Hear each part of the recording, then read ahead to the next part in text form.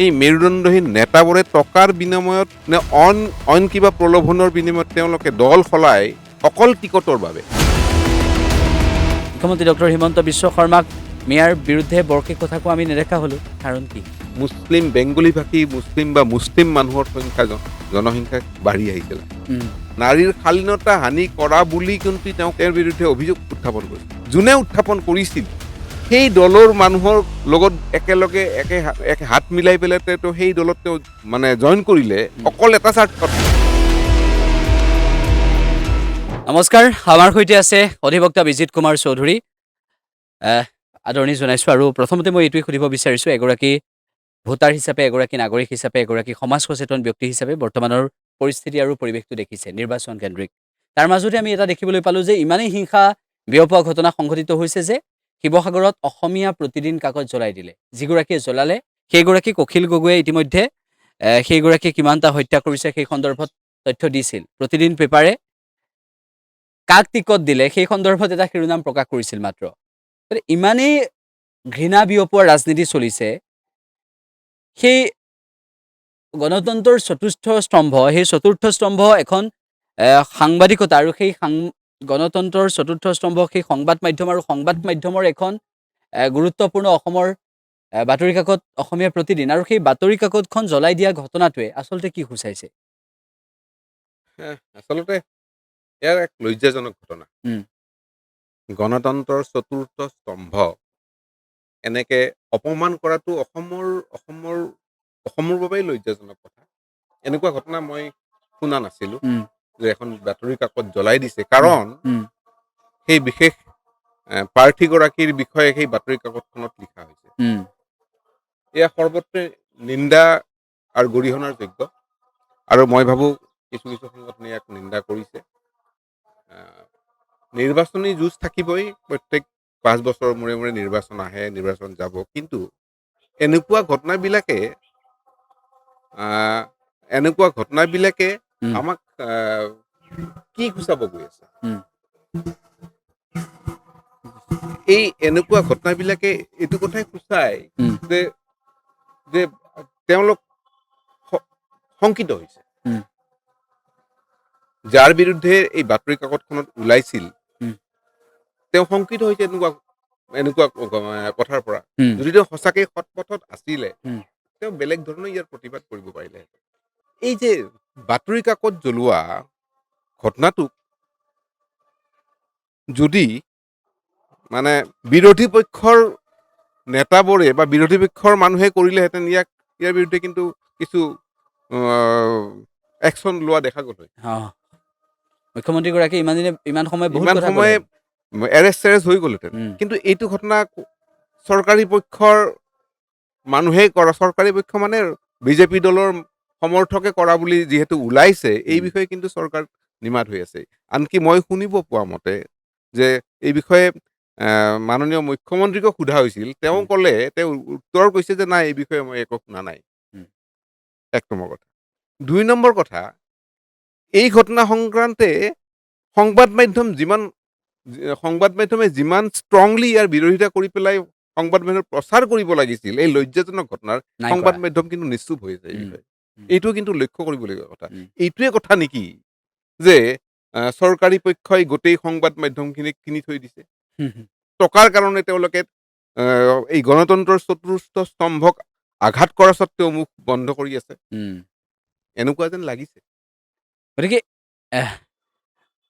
মুখ্যমন্ত্ৰীগৰাকীয়েও এই বিষয়টোক লৈ মাত মাতিব লাগে যদিহে সাংবিধানিক মুৰব্বীগৰাকীয়ে এনেকুৱা ধৰণৰ কথা ক'ব এনেকুৱা ধৰণৰ বিষয়খিনিক লৈ নিশ্চিতভাৱে মাত মাতিব লাগে যদি আগতে হ'লহেঁতেন এতিয়া বাৰু মই নিৰ্বাচনৰ অধিসূচনা জাৰি হোৱাৰ পৰৱৰ্তী সময়ত কথাখিনি তেওঁলোকে কি দলৰ পৰা শাসক দলৰ পৰা কি ক'ব বিচাৰে বা বিজেপিৰ পৰা কি ক'ব বিচাৰে সেই বিষয়টো গুৰুত্বপূৰ্ণ এগৰাকী বিজেপিৰ নেতা হিচাপে আৰু মই নিৰ্বাচনৰ আগলৈকে যিহেতু আমি বহুখিনি এনেকুৱা ঘটনা পৰিঘটনা দেখিছোঁ শাসক পক্ষই কৰিলে একো নকৰে বিৰোধী পক্ষই কৰিলে কবিতা এটা যদিও কোনোবাই লিখে তেনেহ'লে জেলত ভৰাই দিয়ে এনেকুৱা ধৰণৰ কামবোৰ হৈ আছে সেই যে মই ক'লোঁ যে আদৰ্শ নথকা নেতাসকলৰ কথা দল বাগৰি আজি এটা কথা কাইলৈ এটা কথা তেওঁলোকক আকৌ বৰপীৰা পাৰি দিবলগীয়া এটা পৰিৱেশ তেওঁলোকক কি ক'ব আচলতে আজিৰ ৰাজনৈতিক বজাৰখনত মেৰুদণ্ডহীন নেতাৰ মূল্য অধিক। সেই মেৰুদণ্ডহীন নেতাবোৰে টকাৰ বিনিময়ত নে অইন কিবা প্ৰলোভনৰ বিনিময়ত তেওঁলোকে দল সলাই অকল টিকটৰ বাবে। ইয়াত যেন আদৰ্শ বোলা কোনো কথা নাই, মূল্যবোধৰ কোনো কথা নাই, অকল টিকট তেওঁলোকক লাগে। মই ক'লো নহয় যে আজিৰ ৰাজনৈতিক বজাৰত মেৰুদণ্ডহীন নেতা চ'কল নেতাৰ মূল্য অধিক হৈ গৈছে। কাৰণ তেওঁলোকৰ দ্বাৰাই তেওঁ ৰাজনীতি চলাব পাৰে যেন লাগে। কাৰণ আজি সিদিনা অকণমান আগলৈ গৈছোঁ, অমিয় কুমাৰ ভূঞা, নট অমিয় কুমাৰ ভূঞা, এই বিহপুৰীয়াত ভূপেন বৰা। ভূপেন বৰা ডাঙৰীয়াই কিছুদিন আগতে ক'লে যে মোৰ মান সন্মান আছে, মোৰ স্বাভিমান আছে। আৰু সেই স্বাভিমান থকা নেতাগৰাকী তাৰে কিছুদিন পিছত বিজেপি দলত আহি অকল টিকটৰ বাবে আহি জইন কৰি পেলাই টিকট লৈ আজি নিৰ্বাচন অৱতীৰ্ণ হৈছে। কিন্তু তেওঁক সেই বিজেপি দলৰ মানুহেই নাৰীৰ শালীনতা হানি কৰা বুলি কিন্তু তেওঁৰ বিৰুদ্ধে অভিযোগ উত্থাপন কৰিছিল। আৰু বিজেপিত যোগদান কৰাৰ দিনৰ পৰা সেইবোৰ অভিযোগ নাইকিয়া হৈ গ'ল। সেই যি অভিযোগ দি পেলাই তেওঁক মানে যি অভিযোগ তেওঁৰ বিৰুদ্ধে উত্থাপন কৰা হৈছিল, যোনে উত্থাপন কৰিছিল সেই দলৰ মানুহৰ লগত একেলগে একে হাত মিলাই পেলাই তেওঁ সেই দলত তেওঁ মানে জইন কৰিলে অকল এটা স্বাৰ্থত, টিকটখন তেওঁক লাগে। আজি ৰাজনৈতিক মূল্যবোধ, ৰাজনৈতিক আদৰ্শ নাই এতিয়া আৰু। সেই প্ৰদ্যুৎ বৰদলৈৰ ক্ষেত্ৰতো একেই হ'ল যে পুত্ৰক টিকট দিলে, তাৰপিছত কিবা এটা কথাত লাগি গুচি গ'ল। দিছপুৰত প্ৰতিদ্বন্দ্বিতা কৰিছে, দিছপুৰত একে দলৰে আগতে সতীৰ্থ মীৰা বৰঠাকুৰেও প্ৰতিদ্বন্দ্বিতা কৰিছে। গতিকে সেই প্ৰদ্যুৎ বৰদলৈয়ে হওক বা ভূপেন বৰাই হওক, এই দুগৰাকীৰ ক্ষেত্ৰত আমি দেখিলোঁ। ইয়াৰ আগতেও বহু উদাহৰণ আছে। আৰু বিজেপিৰ নেতাসকলে পদত্যাগ যেতিয়া কৰিছে, তেতিয়া আপুনি দেখিব যে সকলোৱে এটাই অভিযোগ দিছে যে কংগ্ৰেছী আহি বিজেপি ভৰি গ'ল। সকলোৱে এইটো কথাই কৈছে। গতিকে সেই যিটো সময়ত RSSক সমালোচনা কৰি থাকে কংগ্ৰেছত থাকোঁতে, যিটো সময়ত হিন্দুত্ববাদক প্ৰশংসা কৰা বুলি কৈ, হিন্দুত্ববাদৰ কথা কোৱা বুলি কৈ বিজেপিক তোলা-ধোনা দি থাকে, কোনখন মুখেৰে আহি আকৌ এবাৰ সেই বিজেপি দলটোত থাকিবলৈ সাহস পায়? তেওঁলোকৰ কোনো আদৰ্শ বোলা কথা নাই। তেওঁলোকে নিজৰ গাদীখন ৰক্ষা কৰিব লাগে, তেওঁলোকে MLA হৈ থাকিব লাগে যিকোনো প্ৰকাৰে, সেইটোৱে তেওঁলোকৰ ইচ্ছা। মানুহক তেওঁলোকে যে কিবা এটা আদৰ্শ দেখুৱাই আগবঢ়াই লৈ যাব, সেই তেনেকুৱা কনচেপ্ট, তেনেকুৱা ধাৰণা ৰাজনীতিৰ পৰা এতিয়া উঠি গৈছে।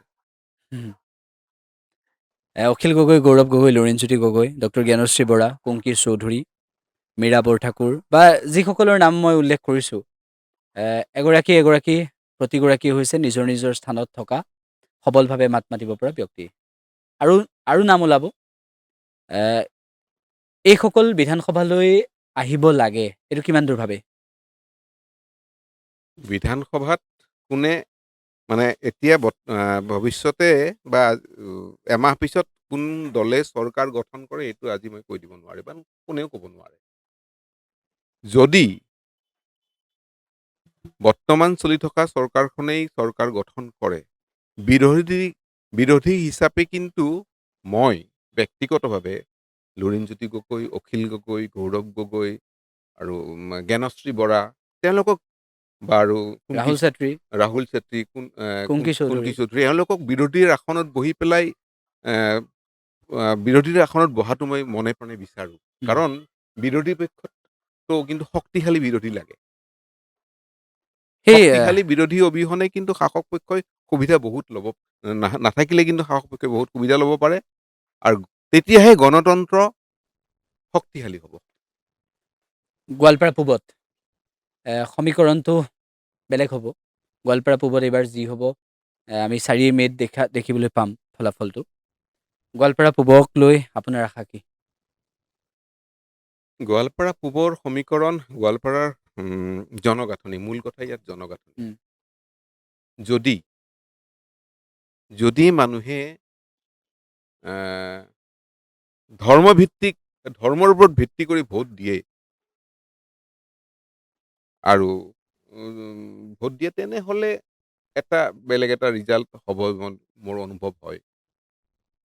আৰু যদি নহয় যে মানুহে উপযুক্ত মানুহ চাই ভোট দিব বুলি যদি ভাবে, তেনেহ'লে গোৱালপাৰাৰ পূব সমষ্টিৰ ৰিজাল্ট বা ফলাফল এটা বেলেগ হ'ব মই অনুভৱ কৰোঁ। গোৱালপাৰাৰ বহুখিনি সমস্যা আপুনি পূৰ্বতে উত্থাপন কৰা আমি দেখিছোঁ। গৰাখহনীয়াৰ পৰা আৰম্ভ কৰি উচ্ছেদ প্ৰসংগলৈকে আপুনি প্ৰতিটো বিষয়ত সৰব হৈছে। এতিয়া যিটো ৰাজনীতি দেখিছে গোৱালপাৰাৰ পূবত বা ধৰ্মীয় সংখ্যালঘু সমষ্টিসমূহত, সেই মুখ্যমন্ত্ৰী ডক্টৰ হিমন্ত বিশ্ব শৰ্মাৰ মুখত আমি মিয়া মিয়া মিয়া শব্দটো নুশুনা হ'লোঁ। মুখ্যমন্ত্ৰী ডক্টৰ হিমন্ত বিশ্ব শৰ্মাক মিয়াৰ বিৰুদ্ধে বৰকে কথা কোৱা আমি নেদেখা হ'লোঁ। কাৰণ কি? আচলতে আজি কিছুদিন আগতে গুৱাহাটী উচ্চ ন্যায়ালয়ত তেওঁৰ এনেকুৱা বিদ্বেষমূলক ভাষণ দিয়াৰ কাৰণে তেওঁৰ বিৰুদ্ধে গুৱাহাটী উচ্চ ন্যায়ালয়ত গোচৰ তৰা হৈছিলে। উম, মই ভাবোঁ সেই এটা কাৰণ হ'ব পাৰে। উম, দ্বিতীয় কথা, নামনি অসমৰ জনগাঁথনি ভালেকেইখন জনগাঁথনি যদি চাওঁ, ভালেকেইখন জিলাত বা ভালেকেইটা সমষ্টিত মুছলিম বেংগলী ভাষী মুছলিম মানুহৰ জনসংখ্যা বাঢ়ি আহিছে লাহে লাহে। উম, এতিয়া বিজেপি চৰকাৰে যদি এই অঞ্চলসমূহত ভোট পাব লাগে, এজিপিৰ দ্বাৰাই হওক বা বিজেপি হৈ পেলাই হওক, উম, যদি ভোট পাব লাগে, তেওঁ ভাবিছে যে এনেকুৱা শব্দ যদি বেছিকৈ মই উচ্চাৰণ কৰি থাকোঁ, ইয়াৰ পৰা মই ভোট নাপাম। ভোটৰ স্বাৰ্থত। ভোটৰ স্বাৰ্থত। উম, আহ, এই সময়ছোৱাত আপুনি যিখিনি কথা ক'লে যে কি এটা পৰিস্থিতি নিৰ্বাচন কেন্দ্ৰিক এই ধুমুহাৰ মাজত দল সলোৱা নেতা বাগৰি যোৱা অন্য এটা দললৈ, কিন্তু তেনেকুৱা এটা মুহূৰ্ততো আমি এটা কথা দেখিবলৈ পাওঁ যে কেইবাগৰাকীও নেতাই নিজস্ব চিন্তাধাৰাৰে আগবাঢ়ি গৈছে। তাৰ ভিতৰত যোৰহাট সমষ্টিটো এটা গুৰুত্বপূৰ্ণ এটা সমষ্টি। সেই সমষ্টিটোত গৌৰৱ গগৈ আৰু হিতেন্দ্ৰনাথ গোস্বামী দুগৰাকী খুব ভদ্ৰ ব্যক্তি। ৰাজনীতিত ভদ্ৰ ব্যক্তি থকাটো প্ৰয়োজন। সেই সমষ্টিটোক লৈ আপোনাৰ আশা কি? আচলতে যোৰহাটৰ পৰা আজি কিছুদিন আগতে মই আহিছোঁ।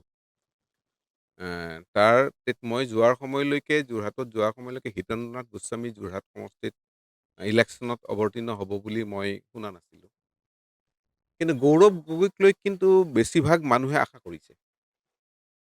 তেতিয়ালৈকে যোৰহাট সমষ্টিত গৌৰৱ গগৈৰ প্ৰতিদ্বন্দ্বী প্ৰাৰ্থী কোন হ'ব স্পষ্ট হোৱা নাছিল। এতিয়া গৌৰৱ গগৈৰ প্ৰতিদ্বন্দ্বী প্ৰাৰ্থীজনক দেখি, তেওঁৰ কথা বতৰা শুনি এনেকুৱা লাগিছে তেওঁ বেছ ভদ্ৰ মানুহ। উম, আৰু এইটো কথা ক'ব পাৰি যে গৌৰৱ গগৈ ভদ্ৰ, আৰু দুজনেই ভদ্ৰ প্ৰতিদ্বন্দ্বী তাত মুখামুখিকৈ যুঁজিব। এখন চাবলগীয়া দৃশ্য হ'ব। কিন্তু আশা কৰোঁ